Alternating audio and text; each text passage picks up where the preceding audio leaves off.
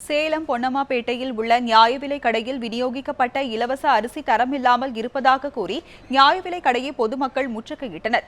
சேலம் மாநகராட்சி 10வது கோட்டத்திற்கு உட்பட்ட பொன்னம்மாபேட்டை அண்ணா நகரில் உள்ள நியாய விலை கடையில் இன்று காலை இலவச அரிசி விநியோகிக்கப்பட்டது. கடும் வெயிலில் காத்திருந்து அரிசியை பெற்ற பொதுமக்கள் அரிசியை பார்த்தபோது தரமற்ற கருப்பு நிறத்தில் இருப்பதைக் கண்டு அதிர்ச்சி அடைந்தனர். இதுகுறித்து நியாய விலை கடை பணியாளர்களிடம் கேட்டபோது அவர்கள் அலட்சியமாக பதில் அளித்ததாக கூறப்படுகிறது. இதனால் மேலும் வேதனை அடைந்த பொதுமக்கள் நியாய விலை கடையை முற்றுகையிட்டதால் பரபரப்பு ஏற்பட்டது. நியாய விலை கடையில் வழங்கும் அரிசி கடந்த பல மாதங்களாக தரமில்லாமல் வழங்கப்படுவதாகவும் நல்ல அரிசி கடத்தி கள்ள சந்தையில் விற்கப்படுவதாகவும் பொதுமக்கள் புகார் அளித்தனர்.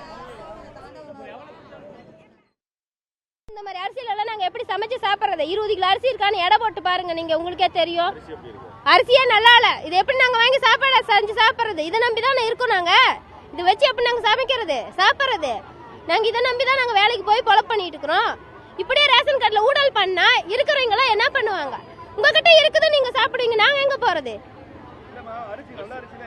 நல்ல அரிசி எல்லாம் பதுக்குறாங்கண்ணா. 3 மணிக்கு மேல வந்து 3 மூட்டையா எடுத்துட்டு போறாங்க. 3 மணிக்கு மேல வந்து பார்த்தோம்னா இதுதான் இங்க வேலையே. எல்லா ரேஷன்லயுமே அப்படிதான் பண்றாங்க. அரிசி இந்த மாதிரி பாத்தீங்களா, இந்த மாதிரி எப்படி சமைக்க முடியுது? நீ சாப்பிடுங்களா? ஹோட்டல் கடையில் போனால் கூட 10 ரூபா கொடுத்தா கூட நல்ல அரிசி தர்றாங்க. 10 ரூபா கொடுக்குற அளவுக்கு சம்பாதனை இல்லை. என்ன பண்ணுறது? முதியோர் காலனி காசு கொடுத்தாங்க, அதையும் கொடுக்கறது இல்லை. என்ன பண்ணுறது?